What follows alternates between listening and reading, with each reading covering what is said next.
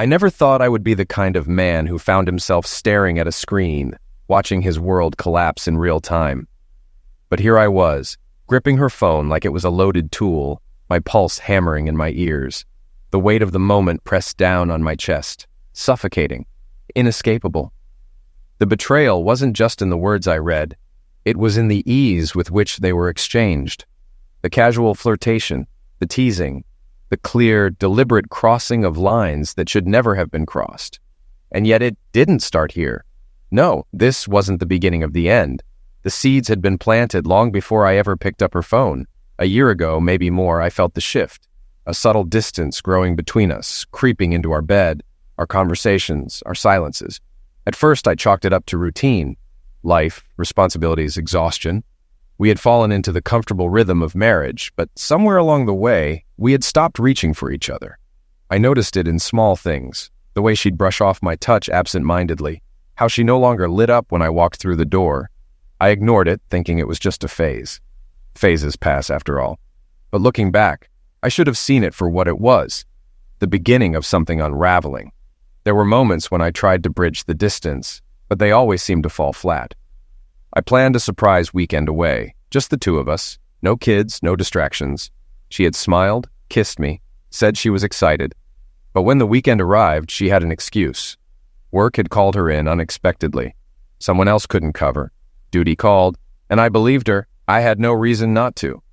So I packed up the suitcase alone, canceled the reservations, and told myself it was just bad timing. We'd reschedule. We never did. Then came the late nights. The shift changes, the extra hours.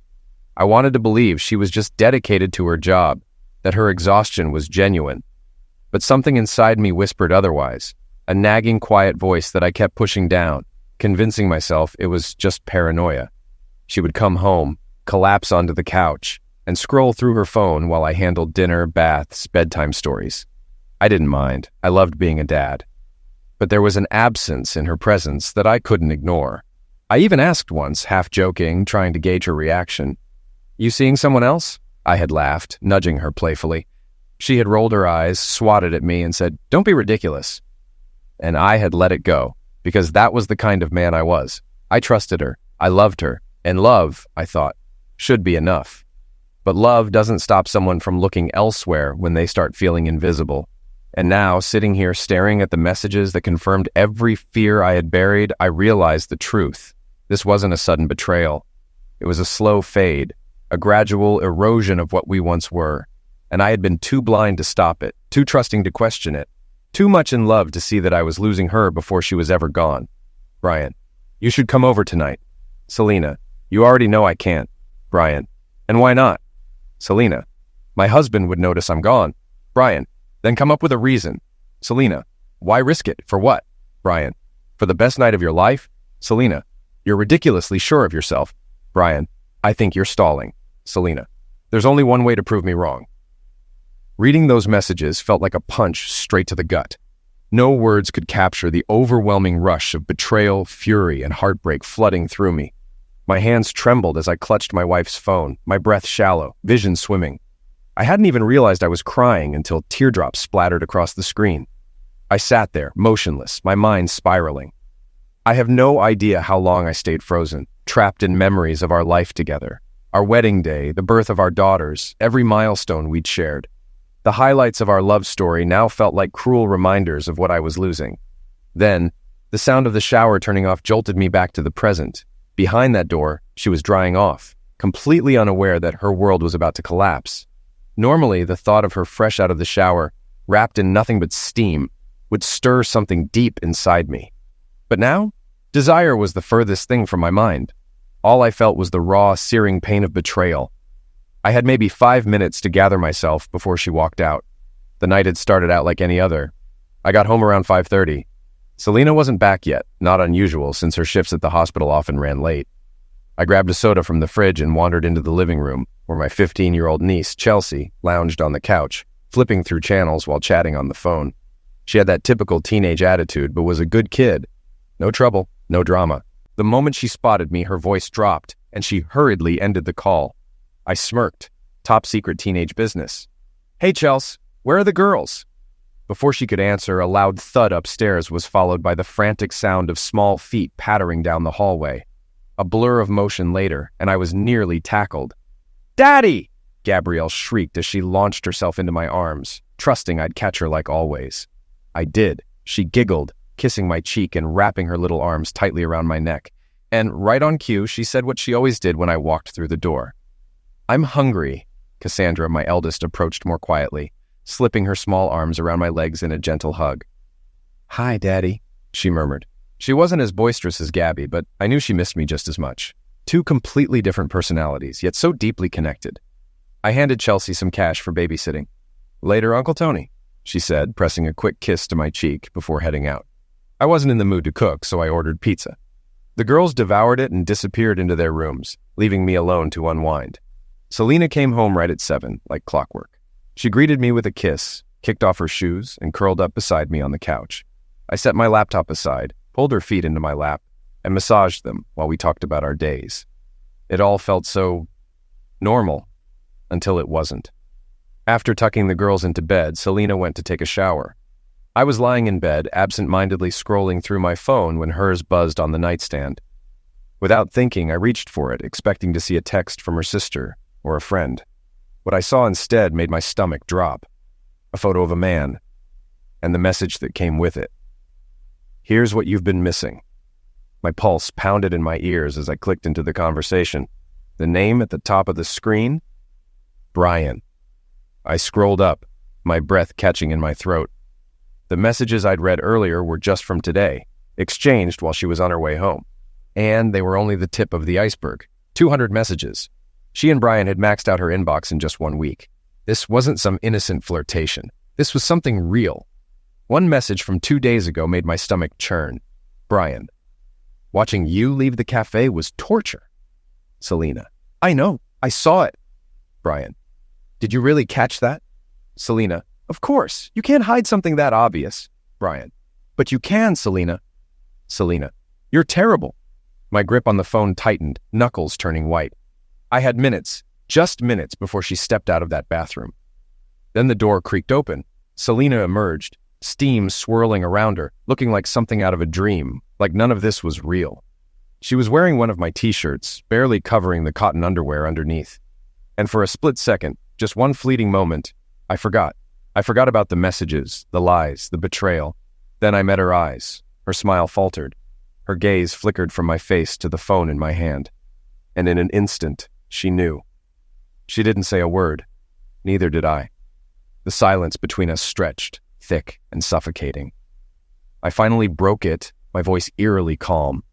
"Selena, who the hell is Brian?" Her lips parted, trembling. "He's just a guy from work. Why?" Why? Did she really just ask why? Like I'd stumbled upon some innocent conversation about patient schedules and lunch breaks? Rage surged inside me, not just at her betrayal, but at the sheer insult to my intelligence. "What the freak do you think? Why, Selena?" My voice was level, but the storm underneath it raged. She hesitated. "He's no one important, just a nurse I work with." But her expression said it all. Guilt, fear, desperation. A bitter laugh escaped me. "No one important," I echoed, the words like acid on my tongue. I stood up, pacing, still clutching her phone. "No one important," I repeated, as if saying it enough times might make it true. But it wasn't, and we both knew it. With every step I took, fury climbed higher, burning hot, turning my stomach. Before I even realized what I was doing, I hurled her phone with all the strength I had. I didn't aim for her, at least, not intentionally. The device shattered against the wall, splitting into 3 pieces. She flinched, staring at the wreckage before looking back at me. And for the first time in our marriage, I saw something new in her eyes, fear. She took a hesitant step back, raising her hands as if I was some kind of threat. Her voice wavered. "Baby, you need to calm down." "Calm down?" "Tony, we need to talk before you do something we'll both regret." I clenched my fists, breathing hard, barely holding back the storm inside me. "Then start talking, Selena. Stop lying. Who is Brian?" His name came out as a snarl. She recoiled, tears spilling over. I didn't comfort her. I didn't care. If she was afraid of me now, she was a hell of a lot smarter than when she was texting him. I'm telling the truth," she stammered. "He's a nurse. He works with me, on my floor." "Convenient." This time she left out the no one important part. I sat on the edge of the bed, gripping my knees, struggling to keep my breathing steady. My hands were shaking.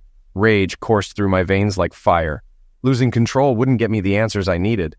I forced myself to take a slow, deep breath, pressing my fingers against the bridge of my nose, fighting back the overwhelming urge to smash something into pieces. "Are you sleeping with him?"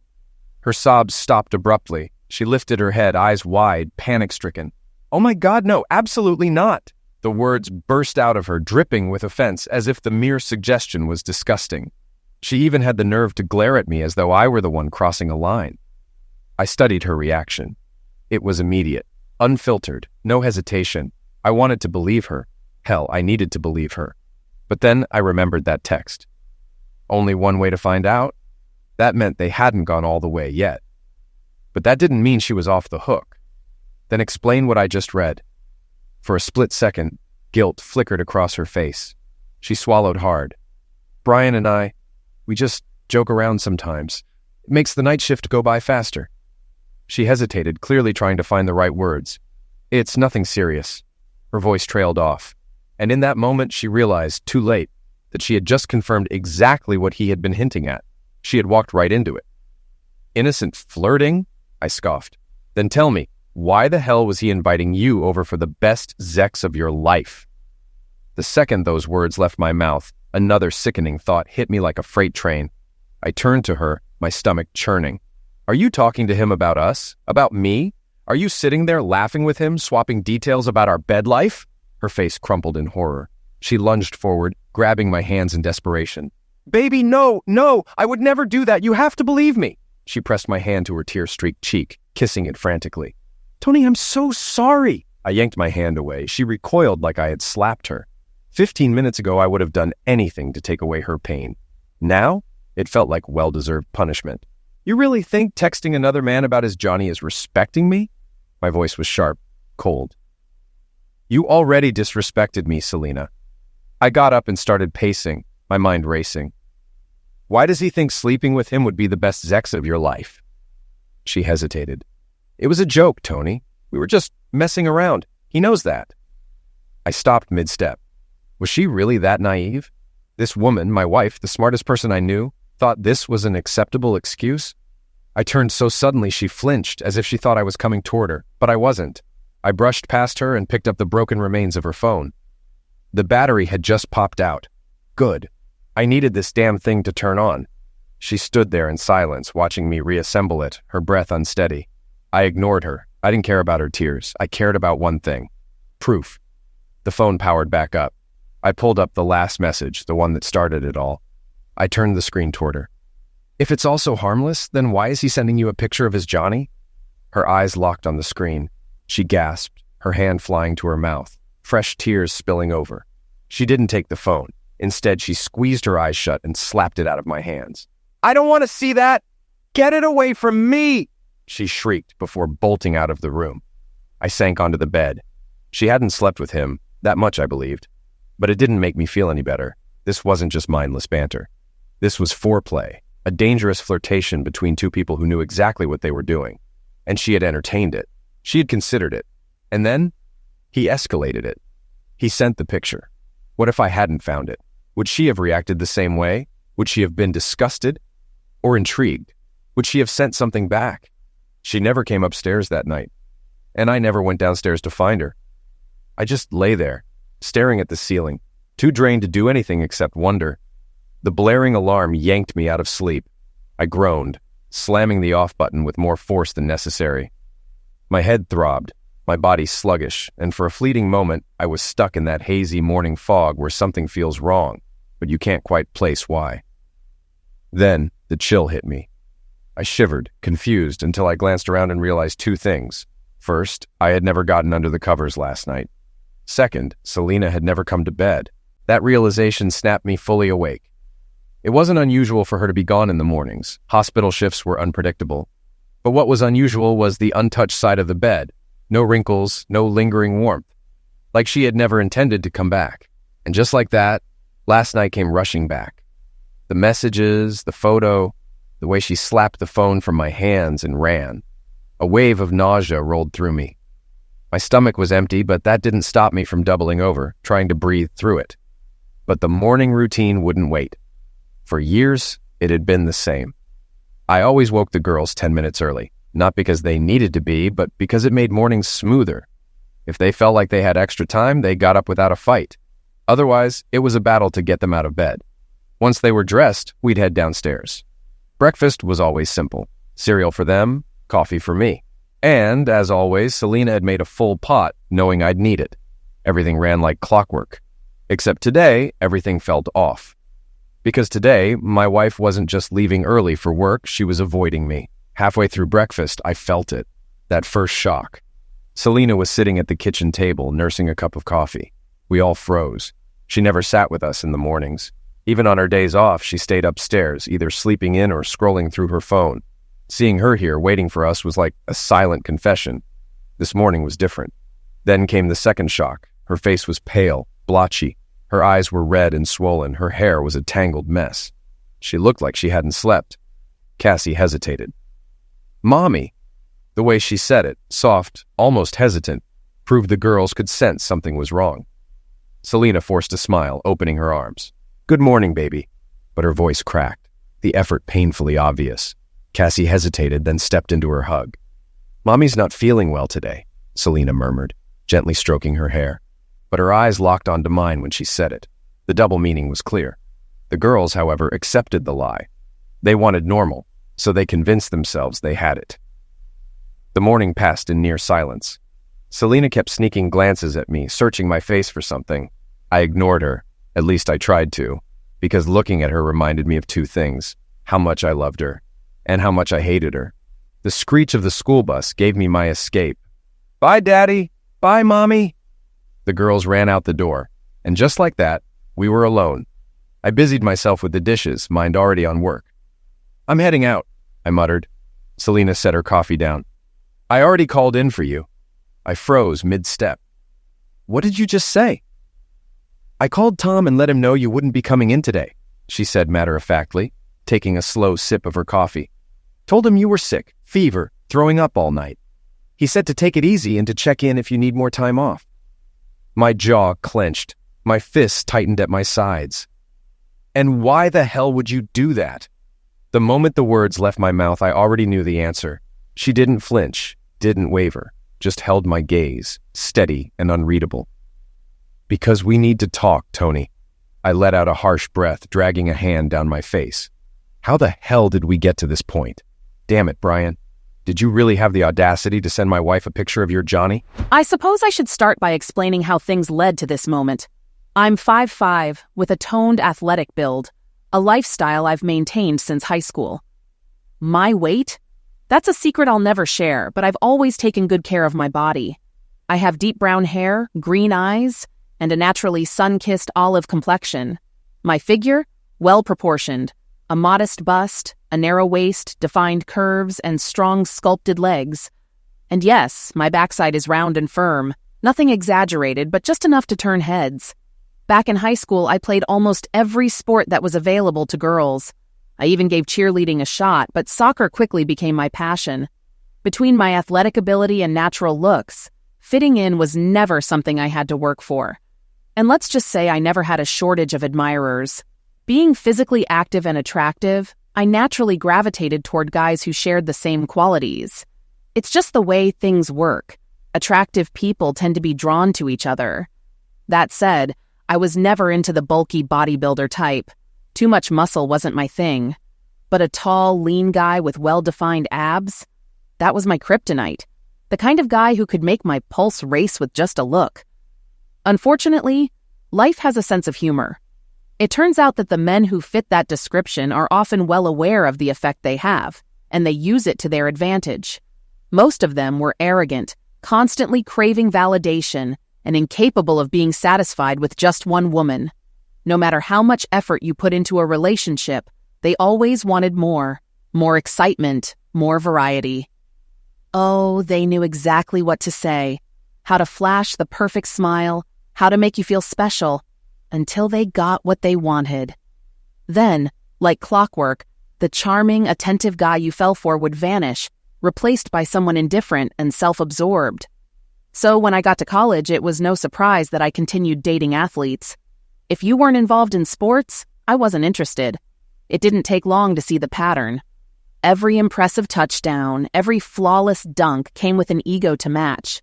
I spent my college years dating one cocky player after another, each convinced he was some kind of gift to womankind. After enough heartbreaks, I finally decided I was done chasing the bad boy stereotype and started looking for someone more grounded. I even experimented a little. Once, in a drunken game of truth or dare, I kissed a girl just to see if there was any spark.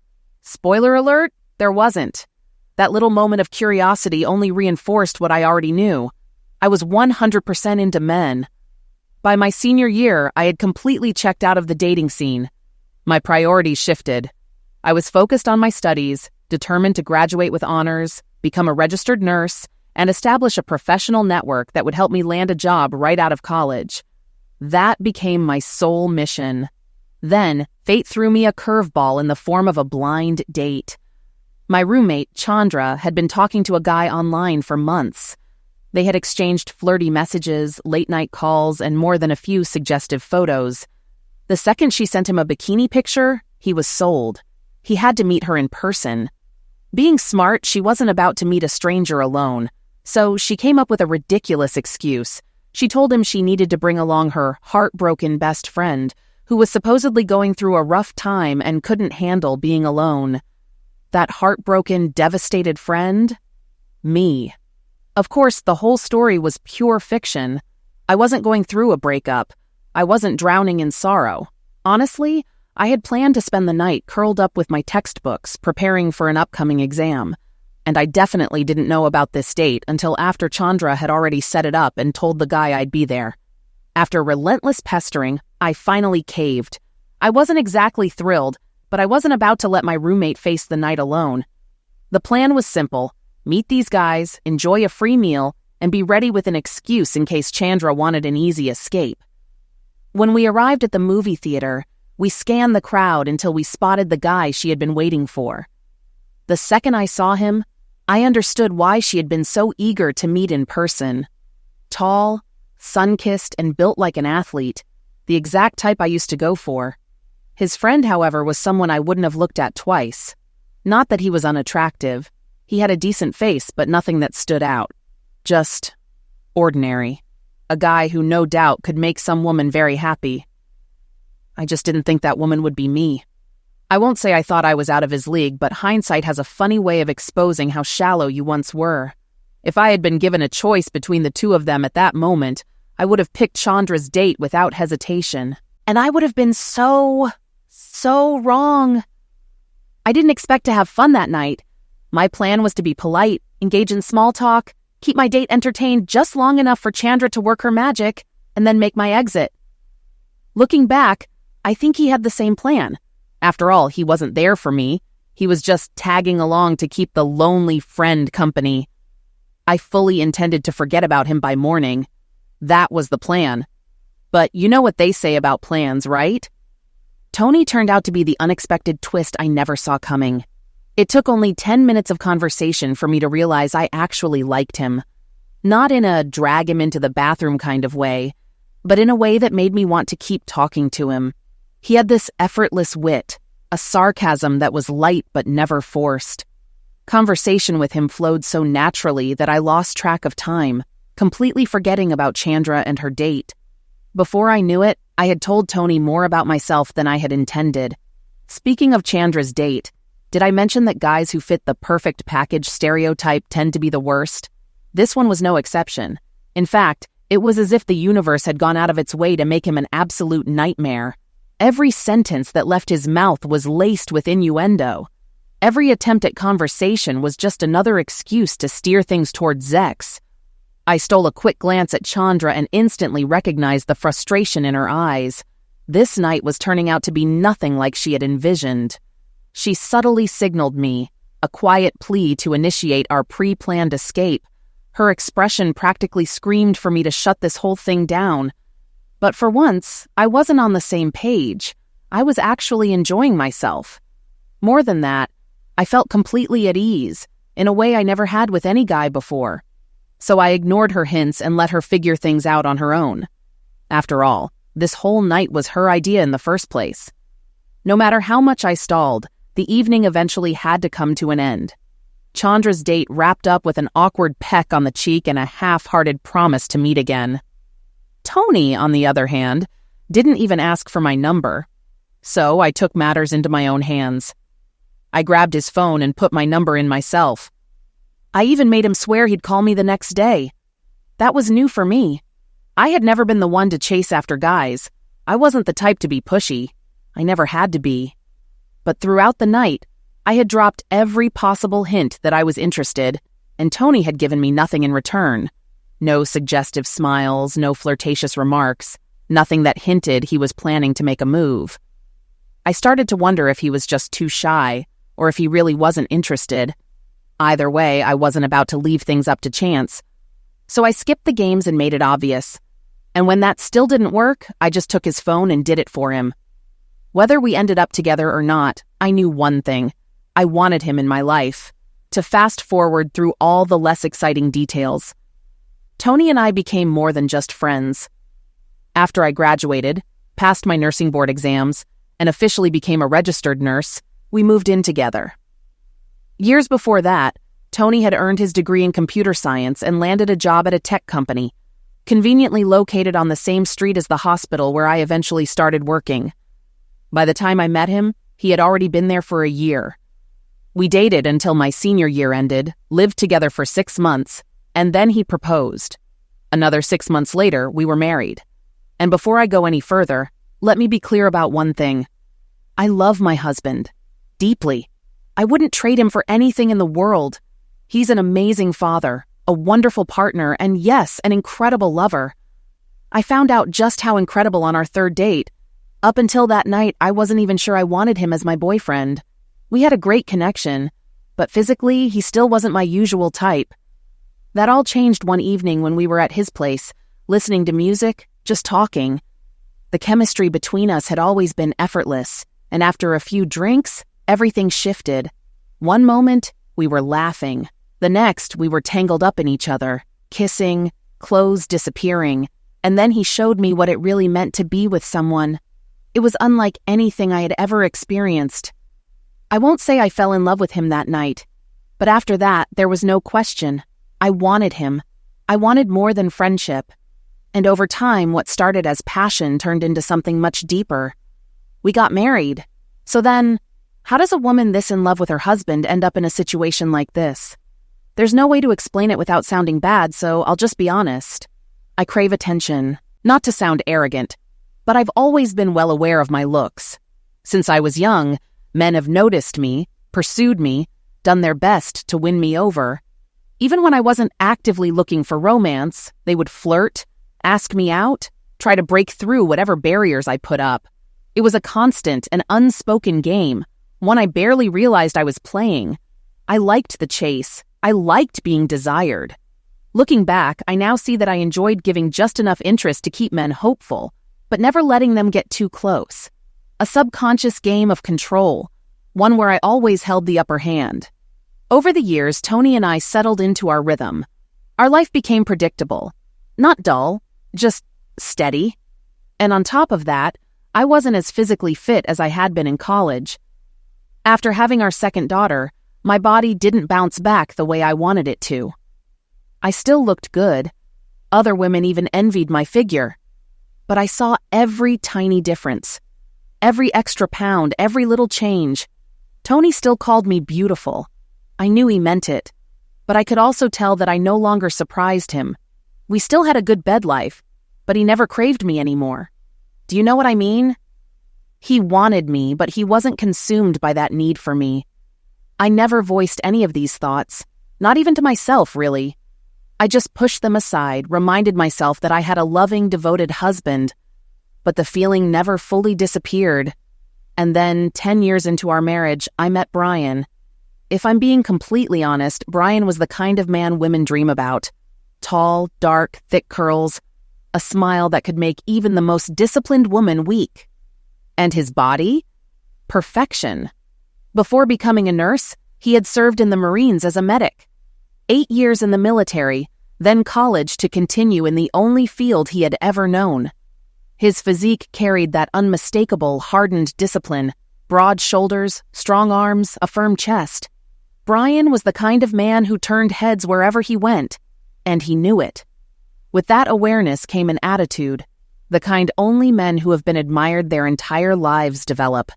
Not exactly arrogant, but self-assured in a way that made it clear he never had to try too hard.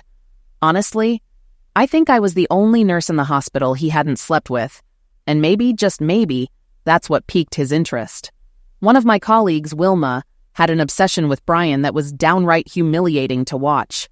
Honestly, if he had asked, she probably would have jumped into his lap right in the middle of a patient's room, without a second thought, even in front of her husband. Every time he entered the room, she got that dreamy, starstruck expression, like a teenager crushing on a celebrity. I won't pretend I didn't notice his looks. Of course I did. But that was as far as it went. So I know what you're thinking. Why would a woman who genuinely loves her husband risk everything just to engage in some flirty, suggestive conversation with a cocky, self-absorbed man she had no real interest in? The answer is simple. It fed my ego. The moment Brian started throwing compliments my way, I immediately understood what was happening. I had played this game before.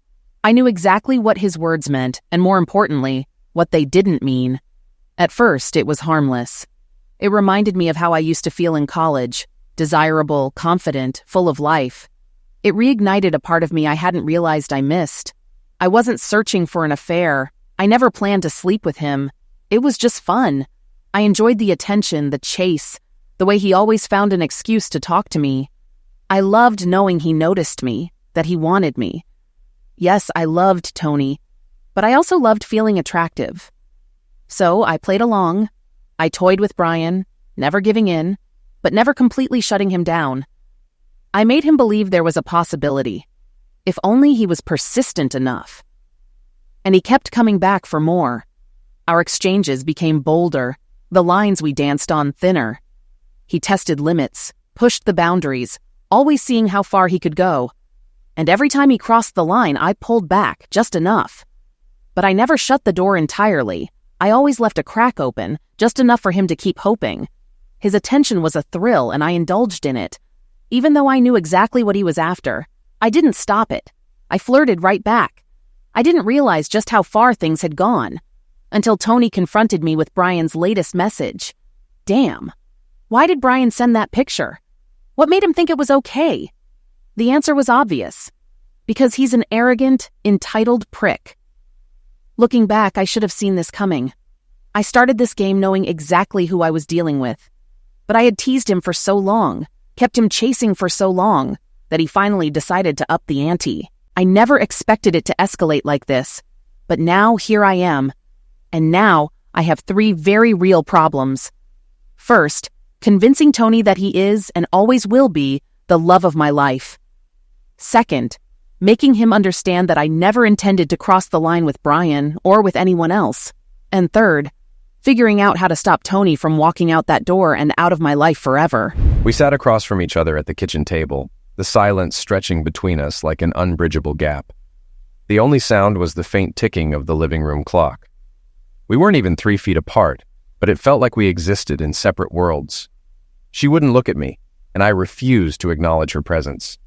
I could feel her eyes flickering toward me, trying to gauge my mood, searching for some indication of where I stood. The truth, I was doing the exact same thing. We were like 2 fighters, circling each other in the ring, each waiting for the other to make the first move. No one wanted to throw the first punch. No one wanted to be the one who escalated. But in the end, she was the first to speak. And if this had been a fight, her words would have landed like an unexpected uppercut. "You scared me last night," she whispered. My grip on my coffee mug tightened. "I mean it, Tony," she continued. "I've never seen you that angry before. When you threw my phone at me, I honestly thought you were going to slap me. I've never been so afraid." She sniffed, rubbing her nose against the sleeve of the oversized t-shirt she was wearing. "I couldn't even sleep in our bed," she admitted, voice barely audible. I finally looked at her, and something inside me cracked. No matter what she had done, I never wanted her to fear me. I wanted to shake her, to make her understand the pain she'd caused. but not to the point where she saw me as a threat. The image of her curled up on the couch in the dark, jumping at every noise, fearing that I might come downstairs in a fit of rage, made my stomach churn. I didn't know what to say. Part of me felt she deserved to be terrified, but another part, the part that still loved her, felt sick over the fact that I had made her feel that way. I had lost control. That phone could have hit her. If it had been just an inch to the right, we wouldn't just be sitting here talking. I'd be in jail for attack. I'd be unemployed. My family would have disowned me. My daughters would have learned the truth, that their parents were falling apart. This wouldn't just be a broken marriage, it would be the end of everything. Thank God for small mercies. But she wasn't finished. When she finally looked up at me again, her fear was gone, replaced with something else, determination. I understand why you're angry. I understand why you're hurt. What you saw, I get it now. She swallowed hard. And honestly, if you had told me to pack my bags and go stay with my sister, I wouldn't have argued. I would have deserved it. She let the words settle between us, giving me time to process them. But if you ever make me that scared again... She didn't finish the sentence. She didn't have to. The look in her eyes said enough. I still didn't say a word. I was stuck somewhere between the betrayed husband who had every right to be furious and the remorseful man who regretted how he had handled it. She must have sensed the war raging inside me because her expression softened. She reached across the table, taking my hands gently in hers, rubbing slow circles over my knuckles with her thumbs. I didn't squeeze her hands back, but I didn't pull away either. Her touch was familiar, comforting. Despite everything, it told me that she still saw me. Not the man who scared her, but the man she had loved for years. And maybe, for her, my lack of resistance was enough reassurance. She smiled faintly. But just as quickly as it appeared, her smile faded. Her face grew serious. "I need you to believe me," she said quietly. "I never intended to sleep with Brian." That did it. My eyes snapped up to hers, burning with disbelief. I didn't have to speak. She could read the accusation in my expression. She sighed. "I know you don't believe me, and I don't have any way to prove it. But Tony, I swear to you, I would never do that. I love you too much to..." I pushed back my chair and stood up. She froze mid-sentence. I didn't say a word. I just turned and walked away, heading upstairs. And the truth was, I didn't even know why I went up there. I had my car keys in my hand.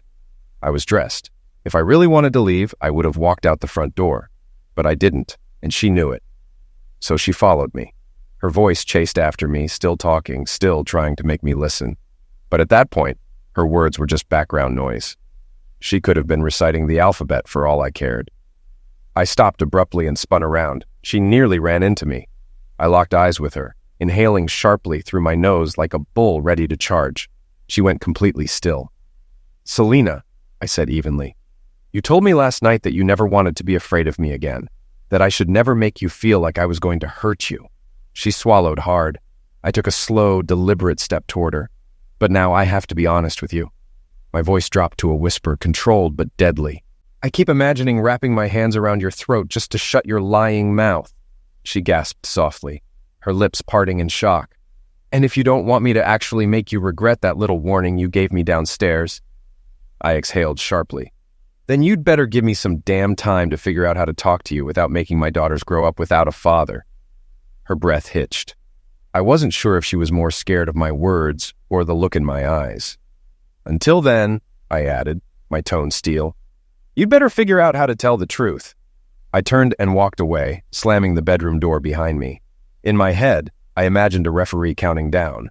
She was still standing there in stunned silence. I pulled out my phone and dialed the one person I knew could talk some sense into me.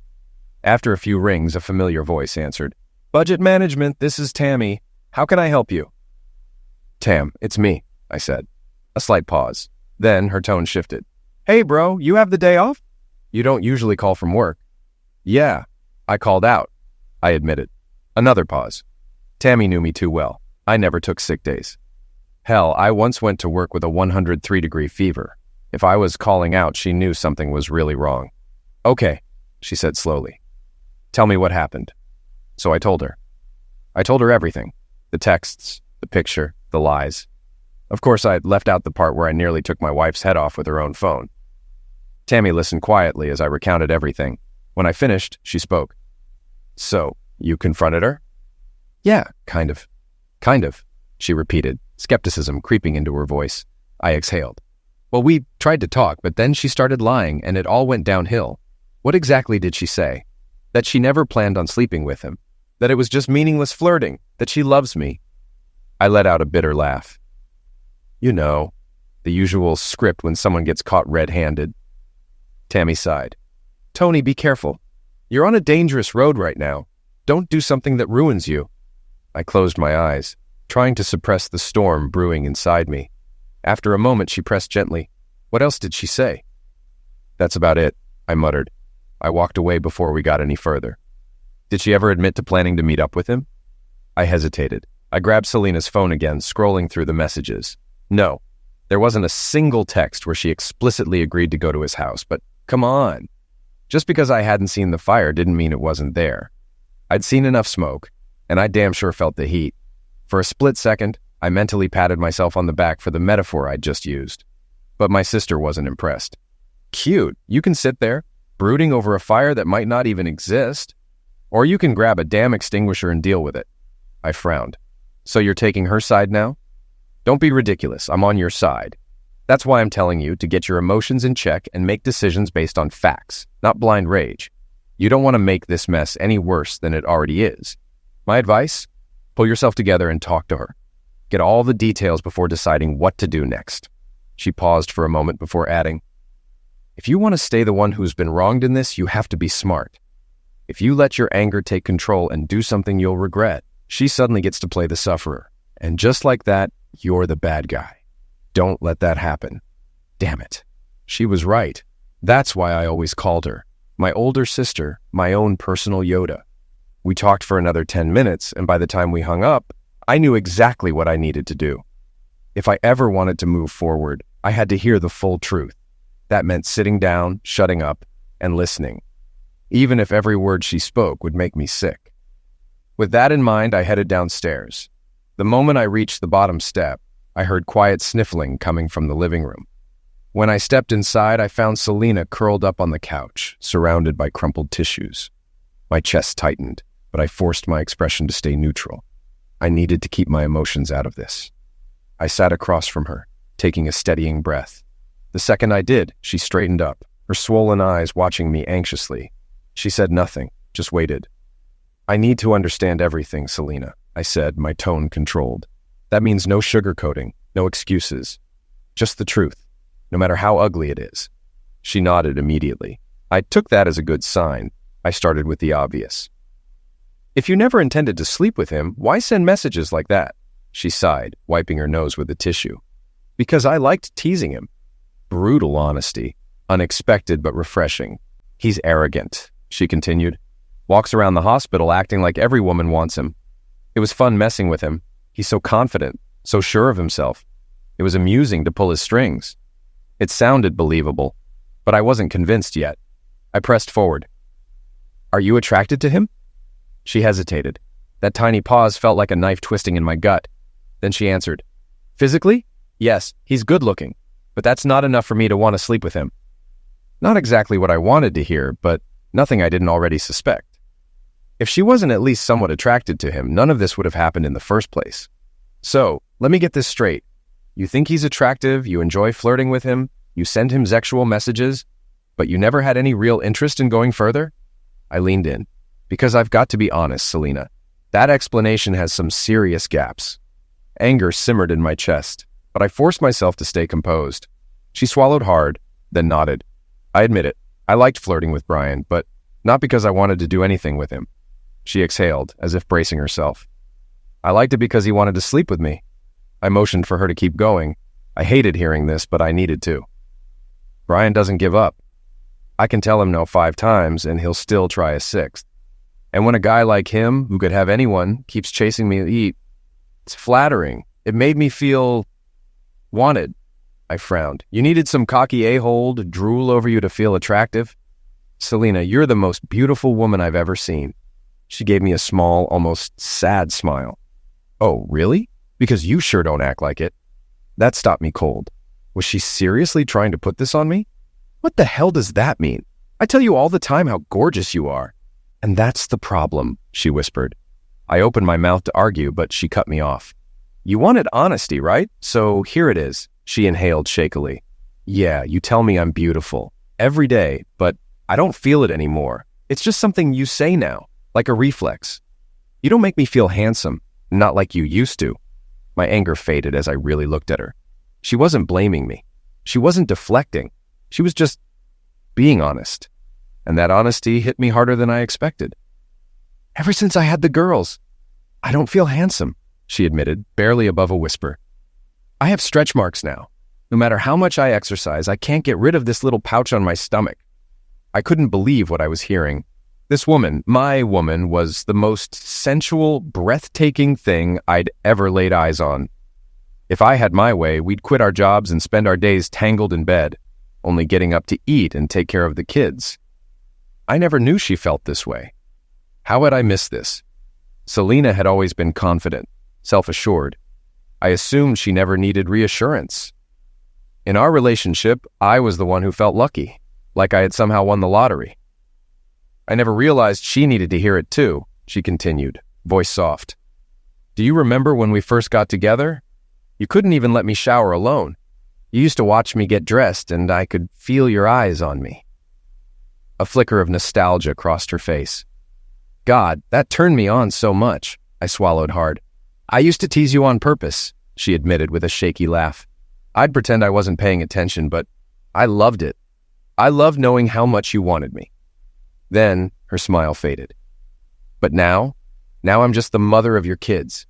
You don't grab me when you walk by. You don't pull me into hugs just because you want to feel me close. You don't, her voice broke. You don't look at me like you used to. And then she started to cry. It felt like a punch straight to my chest. I had no idea I'd become so complacent. Selena is so stunning that I've spent our entire relationship marveling at the fact that she chose me. But at some point, I stopped showing her that. I had taken her for granted. I didn't even notice that my wife had been shrinking in front of my eyes. Then she looked at me with so much vulnerability that my heart twisted. Yes, I liked Brian's attention, she whispered, but I never even considered cheating on you. I would never throw away what we have, not for someone like him. She hiccuped through a sob. I can't imagine life without you. And then the tears really started to fall. I was starting to believe her, but there was still one question burning in my mind. Selena, I asked carefully, if I hadn't intercepted that last message, would you have been turned on by his picture? She blinked, confused at first, then realization dawned. You told him he was big, I reminded her, but you'd only ever seen him in his scrubs. To my surprise, she laughed. Tony, I said that because it's what guys want to hear. They act like they just won the damn lottery when a girl says that. She rolled her eyes. I was just keeping him engaged. I didn't think he'd actually send that. Her laughter faded, replaced by a look of pure disgust. I didn't want that picture, she said firmly.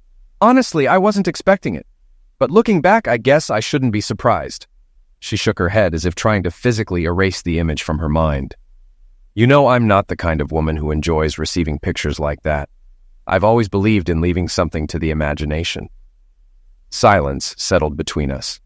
She had said her piece, and now she waited, watching me, bracing herself for whatever came next. I didn't speak. I just stood up, crossed the room, and sat down beside her on the couch. Without hesitation, I wrapped my arms around her. She collapsed into me.